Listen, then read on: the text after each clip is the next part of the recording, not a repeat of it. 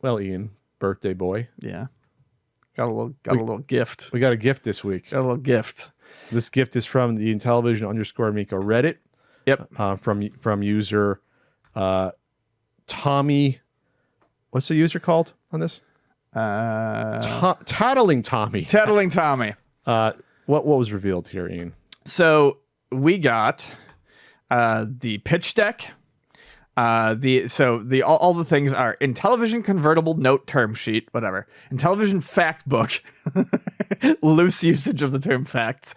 The Intellivision pitch deck, Intellivision form of the convertible promissory notes, and Intellivision subscription agreement convertible promissory note stuff. So basically, this was all dumped to the Reddit, and we have said it from a former disgruntled employee. So. Here it is, folks. This is how it starts. And this shit's just going to get weirder and weirder as more and more stories come out. The main Intellivision story, in my mind, is over at this point. We're not going to get a clean wrap up like we all want. It's going to fade away. But give it a couple of years, and we're going to get the actual behind the scenes stories. Yes. We'll be able to line up what we were saying with what other people are saying and see how accurate we were. We will be able to have a timeline more of internal events and decisions and who did what, who protested against what employees weren't paid for their work or left, and why these things happen, why they were still looking for people to work on their console 4 months before the console was supposed to come out in October 2020. Like, what happened with these events more. With us outside looking in, we made pretty good guesses that things were happening that were bad, but we'll know in black and white for sure. So going over the pitch deck first, this is probably from 2020, I think, early 2020. Looks like it. Closer to that. 16 slides on it, and it's a lot of nonsense. First, I just want to start off with the cover picture, which is a family sitting together. Family together, friends sitting in front of a TV screen that has Intellivision bringing family and friends photoshopped on it. The first thing I noticed this morning, and I was like, Jesus Christ, and Pat's like, what? And he says, no, save it for the podcast. The controller that is photoshopped into the woman's hand is scale size of like a hardcover book. That thing is massive in her hands. Wow. Okay. Like, look at that. That's huge. That's just, it is not at all to scale with the controller that the father is holding that also looks kind of too large. But the one she's holding is literally the cover. Like, it's a hardcover book size. That's a chunky controller. Yeah. You're right. Yeah. This also, and that's the first version of the controller where it has the two buttons on the one side. Remember they changed it at the one point to make it more like the original. Yeah. I think. Yeah, where they slid one button down. And that's the one time Tommy said we were right. When Tommy actually said, like, you guys are right. You called that about the button placement thing. Right. And they actually said that. So that this is like maybe earlier than we thought. Yeah, You're maybe right. 2019, maybe actually. 2019. Yeah, 2019. Because this is where it had the two buttons on the one side. Yeah. All right. So next slide is the Tommy Tallarico info slide. Oh boy! You always want to lead with the CEO in your pitch deck for your product, right? You always want to do that, right? With that awful picture of him from like Guitar Insider magazine or whatever. He looks like he's fucking blowing a load into an X. Okay, 30+ years in the video game industry. Sure. First to release video game music album on Capitol Records. Okay, maybe that's highly specific. Emmy Telly Award winner as producer, on-air talent for syndicated video game TV show. People are having trouble digging up whatever that would be. The Telly is a Canadian award, right? So he worked on the show up there that I never saw. Reviews on the Run or something, whatever like the that. hell it was with Lucas, his friend. Yeah. There, Victor Lucas, who seems like a good guy. Seems like a good guy, but should be critical of his friend more. The Emmy Award, if someone can point that out, that would be fantastic. That where his nice Emmy Award is. Creative performer of video games live concerts, longest running orchestral concert. Bullshit. Oh, that isn't? I said I would have given that. No? Longest running orchestral, what is it, show? Of all time not for just video games. No, not just for video games. He means anything? He means anything. Yeah, Wait a minute. It's absolutely not true. I can't find it, but like someone immediately had like an answer. We're like the Boston Pops. They do shows constantly beyond that. He's just lying. He's just lying. This next one I tried to verify. The Guinness World Record holder for most video games worked on. Okay, that's bullshit because he didn't. We know that. Right. It was his LLC that hired out people. The largest orchestral concert of all time at 700,000 plus people. And I try to look this up, and they're claiming that in China there was over 500,000 people that attended a concert, like in person. Is there a video of this anywhere? If there's video of this or any evidence, please show me where this is. That's all I'm going to say. That seems like a tough get. That does seem pretty crazy. And a lifetime. This is the one that I love so much. Okay. Lifetime Achievement Award recipient. No, doesn't tell you what Lifetime Achievement Award it is. It just says Lifetime Achievement Award recipient. We don't know if this is from fucking eating a lot of honeycombs or if this is like, I don't know, collecting box tops. Well, I think what it was for, Tommy founded his own. Yes. The Game Audio Network Guild, or gang. So he founded this sort of little group, and then I think started awarding himself and his friends stuff. And so I think that's what the Lifetime Achievement Award's from. Gotcha. I think. So yeah, because trophies and certificates. You go to their website, and I think let's see. Does Tommy come up on here? Damn it. Let's see. Does Tommy come up? Damn on it. here? I think that's where it comes from. Oh, by the way, you can buy a trophy. You can buy your own trophy on this website for the Game Audio Network Guild. Okay, that's weird. You can buy a trophy. Okay, so what's next? So then there's a slide that goes Nintendo Wii, a case study that goes over some numbers. The big thing to point out here is in blue, in quotes, we're picking up where the Wii left off 14 years ago. Tommy Tallarico. Why would you advertise that? That sounds bad. Hey, we're gonna pick up this project from 14 years ago. That's how we're gonna be real modern. That Nintendo decided we already drew all the blood from this stone. We got to move on. Like, if Nintendo still thought they could make money off the Wii, they would have. They would have. Absolutely, they would have. Yes, They're not going to just not make money. But Tommy doesn't know something that Tommy loves to think he knows things. Smarter than Nintendo. Video game market problems is slide 4. Isolating, not user-friendly, violent, complex, expensive, predatory. Violent above an illustration of a Nintendo Switch console. I think it's violent. Like Resident Evil or something on there, though. Predatory. Yes, predatory. Showing on a mobile game. iPhone. Sure. Expensive $500 Xbox. He puts predatory on this for like, oh, when do you really want to buy this, whatever, this. Yet you could purchase games from the front of the user interface on the Amico. Remember that? Yes. You can literally see stuff you can buy with a click of a button. Yep. Like literally. I think he means like in-app transactions here, but still. But it's very predatory. We talked about we talked about how predatory it is to here's have an animation. Animation of a game you can purchase. Right you here. just got to click on it. Page 5 is just going over the simple, affordable family shit that he always. This is why you can tell that this was before. It was still at $225 target retail price. Yes, but this is my favorite thing here. Simple, affordable family talks about what they're doing right underneath this smaller line. Not competing with Sony, PlayStation, and Microsoft Xbox in the hardcore gamer market. This is the thing that this always drove me nuts with him. And this I guarantee you comes from The Secret stuff as well. Just saying that you're not competing in this market against them does not make it a reality. Make that a reality. You are absolutely competing with them in this market. And he always tried to hammer home, well, no, we're not. And I think he called me out for something like that once early on because I said that again. I was like, you can't. You don't decide. You don't decide the market you're in. The market finds you. Yeah. It's the video game market, man. You're competing against these. Yes. You are not the only person who's ever had family fucking games. Yes. So that got me. Meet Amico, talks about the Karma Gaming Engine patent pending. Okay. Let's stop here for a second. First of all, almost everything on here is false. Yes. Almost everything on here is false. The Karma Gaming Engine patent pending was bullshit. Tommy has said it in an interview that they knew it was fucking bullshit. Yep. It's an ethos. It's not a technology that you can patent.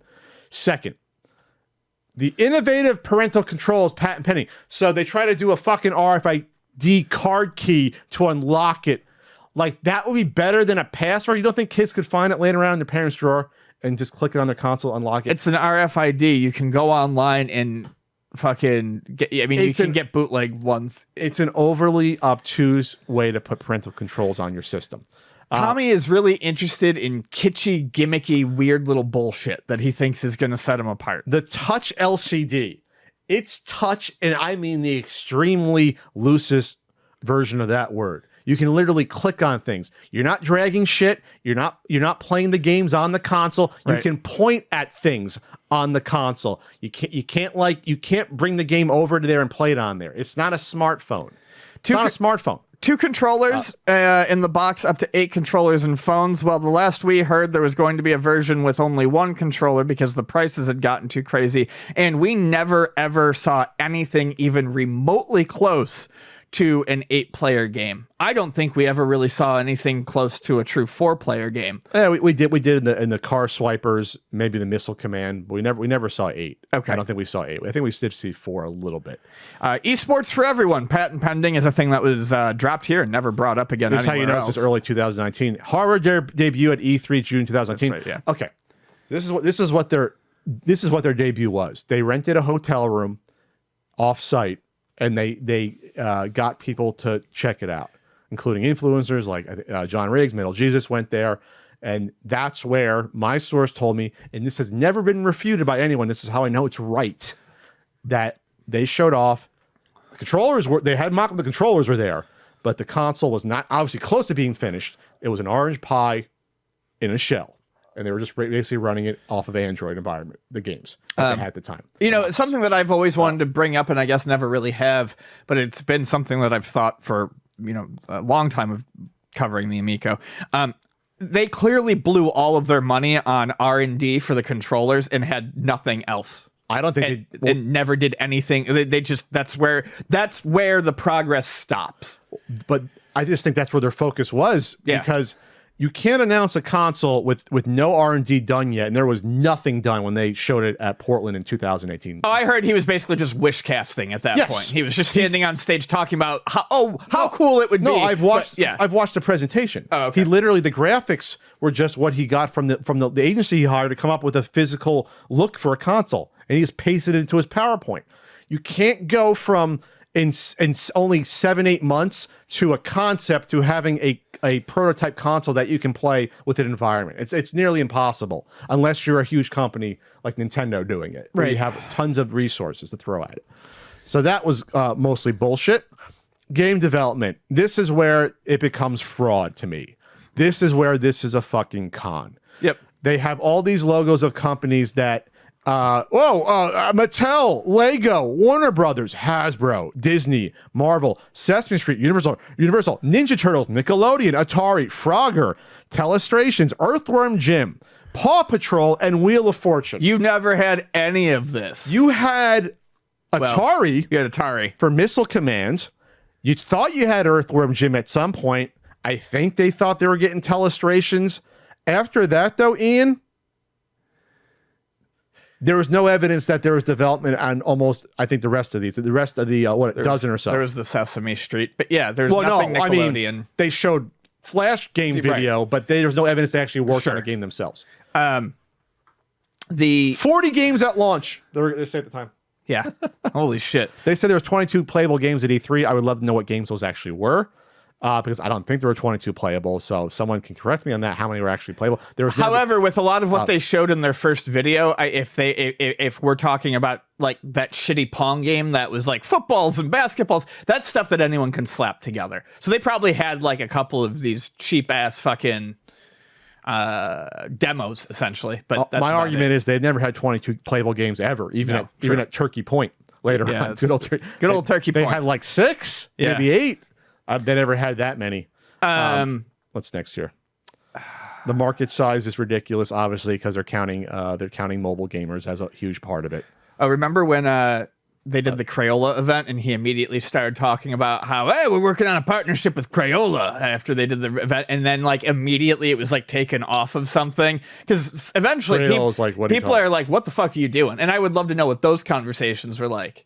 Like, no, we said hi to you because you hosted an event here. Why do you think we're making something for you? And that's also how Tommy operates. He talks to you, or you look at him once, he thinks you guys are fucking doing something together. Sure. The mobile game market, the size, obviously it's insane because they think that the mobile game market is the same for a home console, and it's not. Right. So that's obviously awful market research. And then I love picking up where we left off 14 years ago. Again, right. And I love it because now they can't even bother to Photoshop. They are holding chunky, awful third-party like PS2 or 3 controllers, the family. Yep, it's just a bad look. Hardcore gamers, 200 million. Casual gamers, 3 billion, with a couple of circles. Target buyer, mom 30 to 50. Family-friendly social media targets, morning TV show promotion, mall tours with GameStop. Leverage Intellivision brand in resurgent retro market. So now, like right there, he always, towards the end of it, he constantly hammered home that he wasn't going for hardcore gamers and it wasn't for the retro market. Yet right here, leverage television brands in resurgent retro market, right under target buyer, mom 30 to 50. And when you see the vitriol that he came out against us for, yes, we knew why, but this really for everyone else shows why what he thought we were saying from the start was harmful, because he really came after us when we said the Intellivision brand was dead and gone. Oh yeah, no one cared. He took it personally. So if I'm an investor and I don't know anything about the old market or about this, the last thing Tommy will want to see is him Googling or YouTubing us and seeing us saying, people that know about the retro game markets, we've been in it for 25 years. Sure. For us to say this market is dead, you can't do anything with this brand, because here he is trying to pitch it to people to get their investment dollars as a direct point. Yep. While at the same time trying to say we're not banking on the Intellivision name in nostalgia. He said that, which is bullshit. So he knew how harmful it was for people like Ian and me pointing out the truth. Yes. Because he knew that, that it was harmful, because he could say all he wants about, oh, the target buyer is a mom 30 to 50. Notice how he's not going to even bother to say 25, but even 30 to 40 have no idea what the fuck the Intellivision is. Again, you can say this all you want. It doesn't make it true. Morning TV show promotion. He really thought he was going to get on Ellen. He really thought he was going to get on celebrity endorsements. Ellen, Jessica Alba. Well, Jessica Alba's been endorsing the Switch recently. I don't know if you've seen that. Oh yeah. She's been loving the Switch Fit stuff. It looks like she's been endorsing that stuff. Excuse me, the new Switch Sports pack. That's right. Yeah, so what the fuck is this? I mean, no, it's bullshit. They never endorsed it. You're just, again, wishing. You think you're going to get into Costco? Costco would have told you what they would want to price it for, not the other way around. They would say, this is the price. We don't care how much you make at it. This is our wholesale price. That would have been impossible. This old chestnut that he loved to bandy about. Team, over 600 years of industry experience. How come no one stopped him when he kept talking about this, being like, this is ridiculous. This is a playground boast, Tommy. What did Perrin Kaplan, former EVP of marketing, ever do at Intellivision Entertainment? Please tell me. Please tell me what she actually did. Please tell me what Kara Acker, VP marketing, 15 plus years in consumer products at Mattel. What did she do besides appear in a pitch video? Once. Yeah. What did she do? She wasn't working in the Santa Ana offices 5 days a week. We know that. So what was she doing? What were all these people doing all the time? What was Jason Enos doing every day? What was Bill Fisher doing? What was Scott Sumora doing in Japan? What were these people doing? Yeah. They weren't doing anything of material value. We know Jay Allen wasn't doing anything of material value to the company, because that's what the SEC document actually said. Right. That he had no material involvement. He was just an advisor, and that's it. Yep. We know these things. Milestones and road mapping. This is just a bunch of bullshit. It shows how much money they were getting or trying to get at that time. Yeah, they're trying to get it. So they had the founder put in $600,000 for acquiring the IP and their own a line of credit. Great. Seed round, so they got a few million there, maybe from David Perry and friends there, and they were trying to get the $7 million up to that point.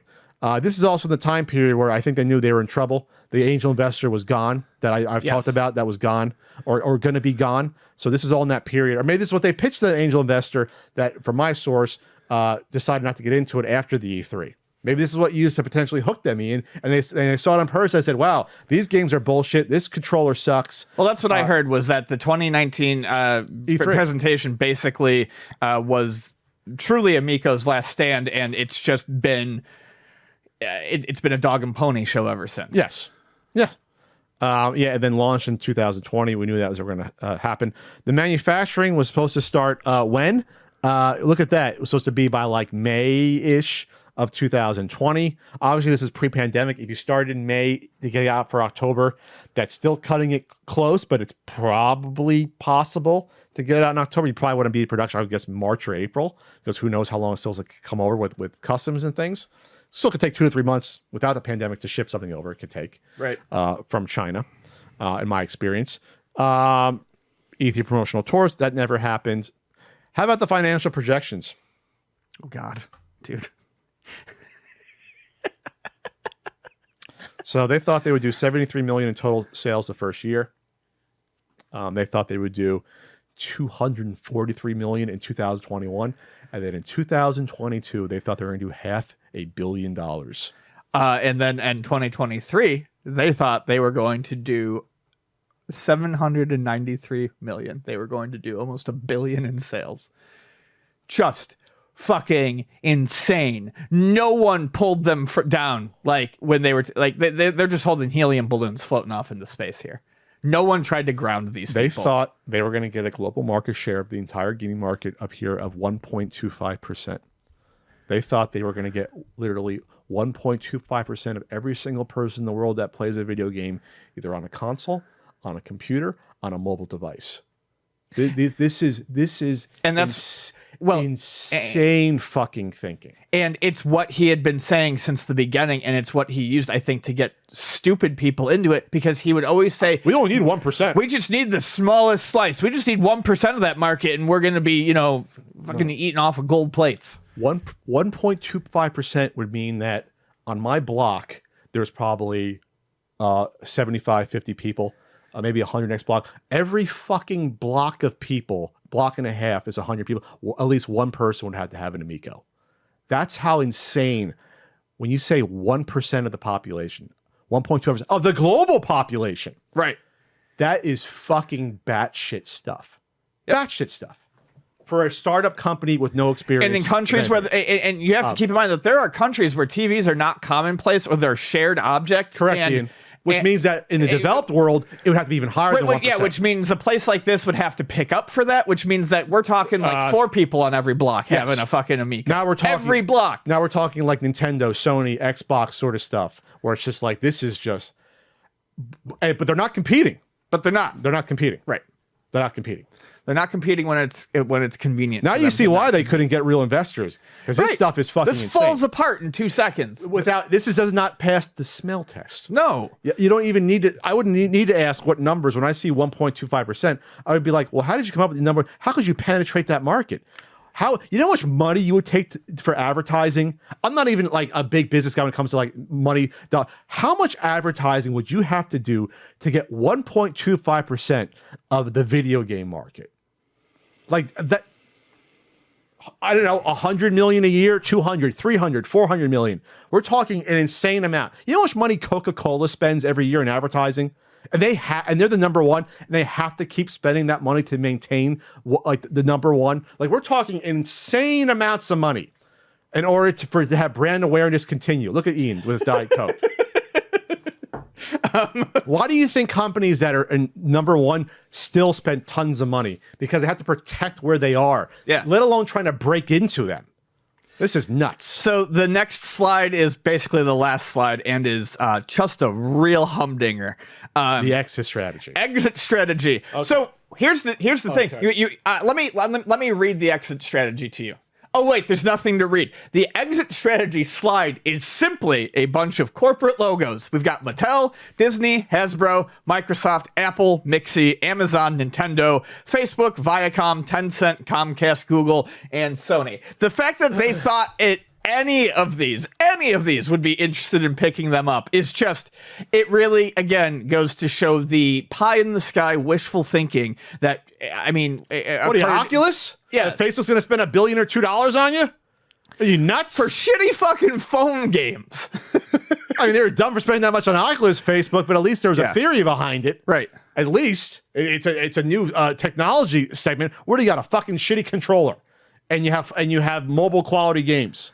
So they thought that, Ian, that they'd march down that road of making $500 million, and some company like, wow, what's going on here? And they were just oh, we're just going to buy you up. Yeah. Yeah, I feel like they probably thought this was like dropping a big dick on the bargaining table, being like, "Here's our exit strategy. We're going to get bought by Disney." I really hope people out there understand what this says to the people that Tom was trying to peddle these games to, the people he quote unquote cared about and commiserated with on YouTube and on Nintendo Age. Excuse me, not Nintendo Age, Atari Age. He never cared about your user experience. He wanted to get out. He was looking for a way out at the start. It wasn't just, we're going to put out a great product, Ian. We're going to have a profitable, good business. We're going to put out games for several years and maybe do a sequel console. He knew this wasn't first of all a sustainable thing. Probably no. He wanted someone to take the crappy idea and overspend on it. He was so not he can get out. He wasn't doing this because he wanted to. He didn't even really want to. He wanted to be able to say he did something big in the video game industry, but he didn't actually. This wasn't his life's passion. No. From this moment, from this early on, it's clear that he wants to build something and make it as shiny as possible for other people with more money to come and buy him out. This was never going to be the rest of his life's work. This was him trying to get rich quick. Again, this pitch deck was to fool people, to put in money, to build the dream, to get a big company to then foolishly put in their money in order to reap the huge rewards. Reap the rewards. He wanted that Oculus buyout. He wanted that, hey, we're going to overspend on this, and then you don't ever, and you're the man, Tommy. But you can't do that unless you put all these building blocks in place and have a competent team to make a product and actually release it and get people that actually want your product to spend money over years and years of time and have an actual market develop. Like these, it's easier than it looks, huh, Tommy? Excuse me, it's harder than it looks. He thought it was easier. Yes, harder than it looks. It's all good. We're there. We got you. Then there was also the internal fact sheet. I guess that would be for someone like Nick, the CFO, to be like, hey, this is when he has potential investors on the phone or talking to people about it. There's less interesting there, Ian, but there's still some stuff there if you want to go through quickly on the fact sheet. I don't really, but because it really does regurgitate a lot of it, but. I think this is the one with something else we really wanted to point out about TomTom. Wed Bush, who hired Michael Pachter, Wed Bush Security did this company overview winter 2020. So this is like a year and a half after the pitch deck. We are now in we know that this console's not coming out. It's delayed at least a year. So this is like clearly bullshit. One of these pages here, basically, it's just more bullshit. Talking about like iconic brand with premium titles and licensing. And you've got Pong and a picture of something that I can't make out, and then Jeopardy, Wheel of Fortune, Burger Time, Transformers. Underneath it, though, there's an asterisk that says currently in later stage discussions. What page is this? 14. Yeah, sorry. It's page 14. Page 14. Currently in later stage discussion is next to like Transformers, Jeopardy, Wheel of Fortune. I guarantee you there were no late stage discussions going on. This is, again, pie in the sky wish casting. Wishing. They said they had 88 games in the pipeline. 88 games. This is after the console. We know it's not coming out. It won't come out for at least a year. They're saying they had 88 games in development, including Wheel of Fortune, Transformers, Lunar Lander, Dig Dug, Burger Time, Night Driver, and a bunch of shit from these other companies. I mean, it's despicable and low. These are blatant lies. Yes. Lies. They're lies. And then my favorite lie, page 15, television leadership. Tommy Tallarico, CEO, president. Okay. Gotcha. 30 years of experience. 30 years? Yeah, sure. Okay, whatever. Right, yeah. I mean, tell you what. You know you're just a composer, but okay. Hall of Fame Yankees minor league baseball player. What the fuck? Who puts that on? What?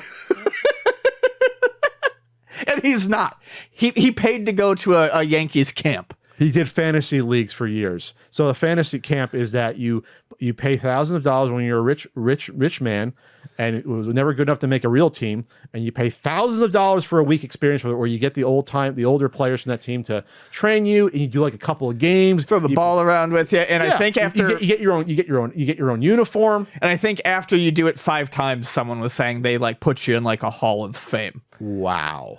Yeah. So Tommy is bragging about that going to fantasy camp. He played cosplay baseball player and spent probably 25, 30 grand to do that over several years to say I'm in the Hall of Fame. Even if this was true, what kind of fucking fragile human needs to put that on a list of their accomplishments when they're trying to make a video game console? Well, if you look at a lot of these, it's not pertinent. Sure. But I mean, like, it's just, it's delusions of grandeur. Yes. It's literally the delusions of grandeur. Yep. It's like you paid money, which is fine. You have $5,000-$6,000 to blow because that's what these usually cost. You have money to blow. You're going to play some older, Yankee players. Of course, he's a Yankees fan. Of course, the Yankee fans are coming after me for saying that, but of course. So fuck the Yankees. There goes our Yankees audience. So it's all in good fun. But he does this and plays against some Yankees, quote unquote legends, because the Hall of Famers don't play. They show up just for like a day, probably say hi. Yeah. They get some players, need some cash that to help train you, and you put that on your resume. Well, you want to cosplay the CEO, you cosplay as a baseball player. But like, are you 5? Like, are you a 5-year-old Tommy? They thought they were going to get Sean Astin to promote. Oh yeah, sure. Why would Sean Astin and Jim Parsons promote this? Like, why? Vans, the shoes? Vans is listed. Vans, the shoes would do it? Really? And Legos, when it's, first of all, it's Lego, not Legos. They said it's Legos. It's Lego. It's Lego bricks. Come on, even I know that. Everyone knows this. It's silly. There are scales about, we have the most affordable console. There's like these weird graphs that don't make any sense. I don't know if you saw that graph, one of these pages. But yeah, that was also on. Yeah, it's on page 12. So I think it was on the pitch. Ease of play and affordability. There's a chart, and like ease of play and affordability is the top right, meaning. Oh yeah, no, I'm right on it. Yeah, and it literally like this is.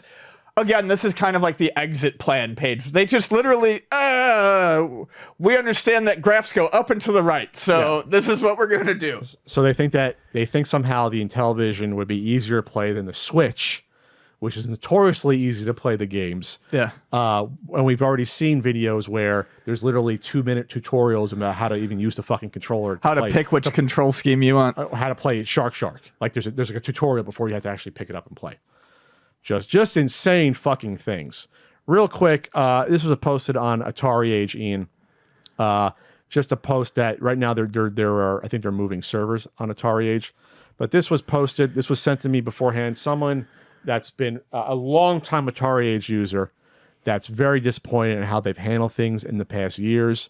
And do you want me to read it real quick? Yeah, here? Go for it. I'll read it real quick. And we'll see what happens because of this. Again, this is a long time user. Albert posted, there's one thread that's allowing Atari Age discussion about the Amico.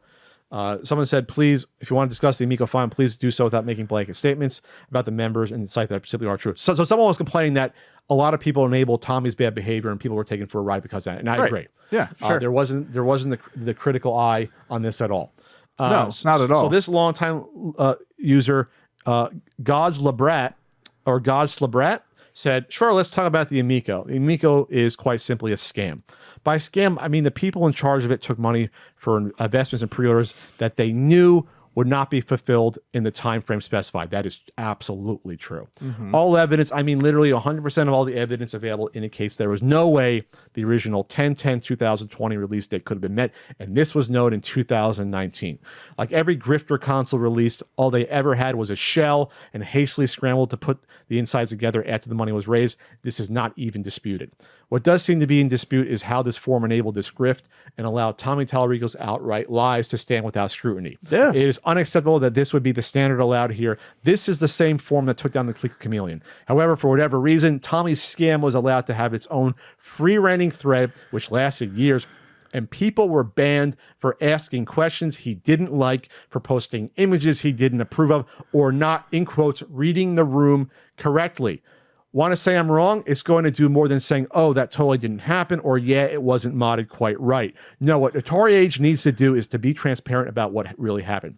That means at bare minimum, the following 3 things. Number 1, the Amico subforum should be returned to visibility, including all hidden posts. Readers need to see the discourse and decide for themselves if the banned posters truly deserve to be banned. Number 2, a full list of all banned posters should be given, along with what mod banned them and why. Readers need to be able to see if the reasons given match the allegedly bannable posts. Number 3, all of Tommy Tallarico's DM communication with Atari Age staff should be posted. Readers need to be able to judge for themselves what established the relationship between Tommy and Atari Age. I don't think this is what you want to see in Atari Age. If that's the case, join the club. Maybe you now feel what the rest of us have been felt watching Atari Age be transformed from seasoned perspectives on the entire gaming hobby to, in quotes, Tommy Tallarico's primary source for hand jobs. I think it's clear to everyone that Atari Age is no longer what it once was. The only question is, do you care enough to fix it, or will you just forever ignore Tommy Tallarico's stain on the website? See you in the funny papers. Yeah, I mean... That says it all to me.